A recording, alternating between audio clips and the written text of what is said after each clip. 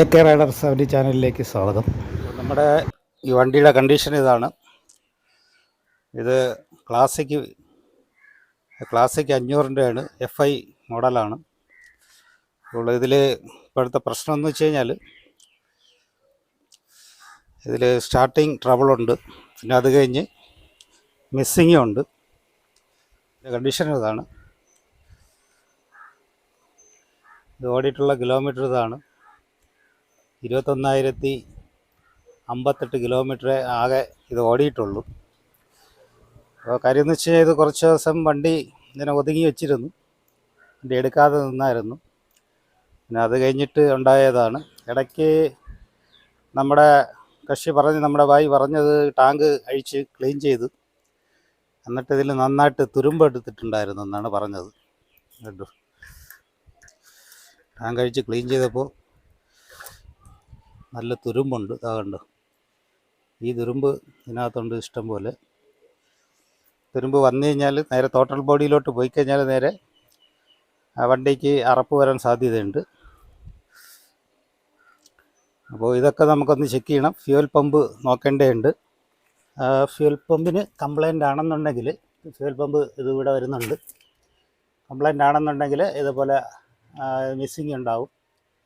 വണ്ടി ആകെ ഒരു ഇതായിട്ട് നിൽക്കുകയാണ് കേട്ടോ. ഇത് കംപ്ലീറ്റും നമുക്ക് റീസ്റ്റോർ ചെയ്തെടുക്കണം. ഇത് ബഫിംഗ് ഒക്കെ ഉണ്ടാവും. നമ്മളെല്ലാ വീഡിയോയും ഓരോന്നായിട്ട് കാണിക്കാം. എൻ്റെ ഇതൊക്കെ നല്ല വിഷയമായിരിക്കുന്നതാണ് കേട്ടോ. ഫ്ലഗ് ഇടയ്ക്ക് മാറ്റിയായിരുന്നു, പക്ഷേ ഇടയ്ക്ക് വണ്ടി നിന്നപ്പോഴത്തേക്ക് ഫ്ലഗ് മാറ്റിയിട്ടുണ്ടെന്ന് പറഞ്ഞ് നമുക്ക് ഫ്ലഗ് അഴിച്ച് നോക്കണം. പിന്നെ ആദ്യം നമുക്കിതിൽ പമ്പ് പ്രഷർ എങ്ങനെ വരുന്നുണ്ടെന്നുള്ളത് നോക്കണം. ഇത് മൊത്തത്തിൽ വണ്ടി യൂസ് ചെയ്യാതിരുന്ന് സംഭവിച്ചതാണ്. 21,000 കിലോമീറ്ററിൽ ഓടിക്കഴിഞ്ഞാൽ ഇങ്ങനെയല്ല വണ്ടി ഇരിക്കുക എന്നുള്ളത്. വണ്ടി സൂക്ഷിക്കാത്തതിൻ്റെ കുഴപ്പം കൊണ്ടാണ് ഇത് ഇങ്ങനെ സംഭവിച്ചത്. പ്രത്യേകിച്ച് ക്ലാസിക് 500 ആണ്. ഉണ്ടോ, നമ്മളിത് ചെറുതായിട്ട് ആദ്യമേ തുടങ്ങി വയ്ക്കുകയാണ്. നമുക്ക് സമയം ലേശം കുറവുള്ളതുകൊണ്ട് നമുക്ക് കുറച്ച് പണിയാണ് നമ്മൾ ചെയ്യുന്നത്. അപ്പോൾ ആദ്യം നമുക്കിതിൻ്റെ ഫ്യൂൽ കറക്റ്റായിട്ട് വന്നിട്ടില്ലെന്നുണ്ടെങ്കിൽ, പ്രഷർ ഇല്ലെന്നുണ്ടെങ്കിൽ നമുക്കിതിനെ ഫ്യൂൽ പമ്പ് അഴിച്ച് നോക്കിയതിന് ശേഷം, പമ്പ് അഴിച്ചിട്ട് അതിനകത്തൊരു മോട്ടർ വരും. ആ മോട്ടറിൻ്റെ പ്രഷർ കൊണ്ടാണ് ഈ ഫ്യൂൽ നമുക്ക് ഇങ്ങനെ പ്രഷറായിട്ട് ഇങ്ങനെ വെളിയിൽ വരുന്നത്. അപ്പോൾ അതിന് എന്തെങ്കിലും തടസ്സങ്ങൾ, പൊടിപടലങ്ങൾ ആയിട്ട് വന്നിട്ട് തുരുമ്പായിട്ട് തടസ്സങ്ങളുണ്ടെങ്കിൽ പോലും പ്രഷറിന് അത് ബാധിക്കാൻ സാധ്യതയുണ്ട്. അപ്പോൾ അതൊന്ന് അഴിച്ച് ക്ലീൻ ചെയ്യാം. അപ്പോൾ ഇത് പമ്പ് മൊത്തമായിട്ട് മാറണമെന്നാണ് ഒരു വർക്ക്ഷോപ്പിൽ പറഞ്ഞത്. അപ്പോൾ ഇതിൻ്റെ മോട്ടർ മാത്രം നമുക്കൊന്ന് മാറ്റി അത് ക്ലീൻ ചെയ്ത് ഇട്ട് കഴിഞ്ഞാൽ ശരിയാവണമെങ്കിൽ അതല്ലേ നല്ലത്. ബുദ്ധിമുട്ടും കാര്യമൊക്കെ എല്ലാവർക്കും ഉള്ളതാണല്ലോ. അപ്പോൾ നമ്മളത് അനുസരിച്ച് പണി ചെയ്യാം. ഇപ്പോൾ വണ്ടി നമുക്ക് ആദ്യം ഒന്ന് സ്റ്റാർട്ട് ചെയ്ത് നോക്കാം.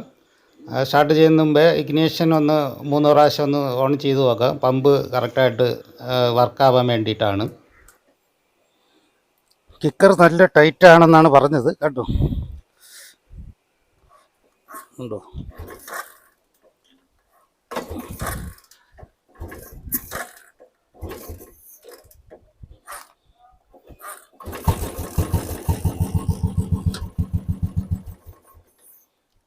ഇതാണ് വിഷയം.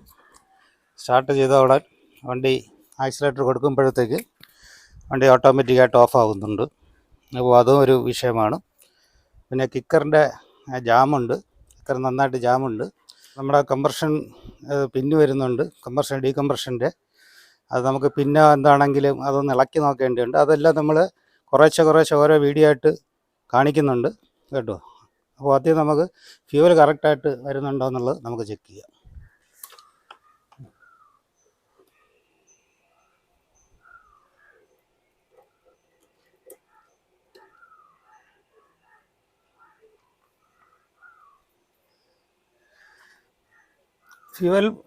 ഫ്യൂവൽ പമ്പിൽ നിന്ന് വരുന്നതാണ്ട് ഈ ഒരു പ്ലാസ്റ്റിക്കിൻ്റെ ചെറിയൊരു നോവാണ് വരുന്നത്.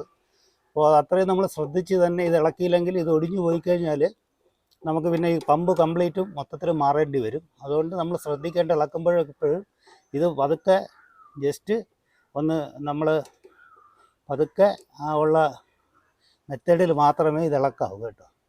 അതുകൊണ്ട് ഇവിടെ ഒരു സ്ക്രൂ വരും. ഈ സ്ക്രൂവിനെ ലൂസ് ചെയ്യുമ്പോഴത്തേക്ക് ഈ ഓസനെ നമുക്ക് ഇളക്കാൻ പറ്റും.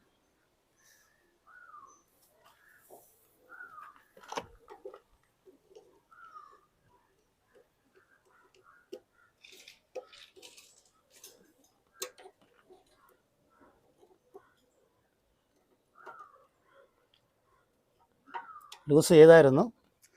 ഇനി ഇതിനെ പതുക്കെ നമ്മൾ കൈകൊണ്ട് ഇങ്ങനെ ജസ്റ്റ് ഇങ്ങനെ കാണുന്നുണ്ടല്ലോ, അതുകൊണ്ട് ഇത് വരുമ്പോഴത്തേക്ക് ഇത് നമുക്ക് ഇങ്ങോട്ട് മാറ്റി വയ്ക്കാം.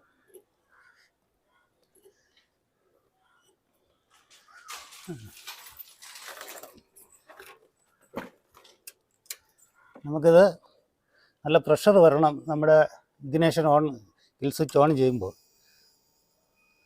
ഇതിൽ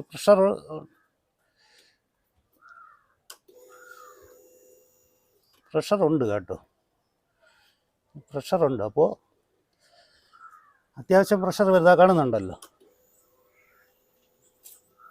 അതുകൊണ്ട് പ്രഷറുണ്ട്. എങ്കിലും ഇതിൻ്റെ മിസ്സിങ് വരുന്നതിൻ്റെ ഭാഗം എന്ന് വെച്ച് കഴിഞ്ഞാൽ അപ്പോൾ ഇഞ്ചക്ടറെ വിഷയമായിരിക്കും കേട്ടോ. ഇഞ്ചക്ടർ നമുക്കൊന്ന് അഴിച്ച് ക്ലീൻ ചെയ്യണം. ഇതിൻ്റെ ടോട്ടൽ ബോഡി അഴിച്ച് നമുക്ക് ക്ലീൻ ചെയ്യേണ്ടതുണ്ട്.